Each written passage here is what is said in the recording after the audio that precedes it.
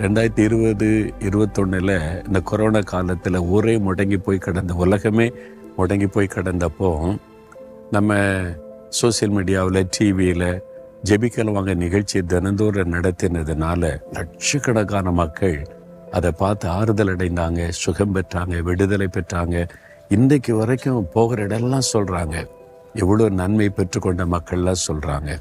நான் அதை நினைத்து பார்த்தேன், இது எப்படி ஆண்டவரே, உலகத்தில் எவ்வளோ பெரிய பெரிய ஊழியக்காரங்க இருக்கிறாங்க, பரிசுத்தவான்கள் இருக்கிறாங்க, பெரிய பெரிய தேவனால் பயன்படுத்தக்கூடியவங்களாம் இருக்கிறாங்க.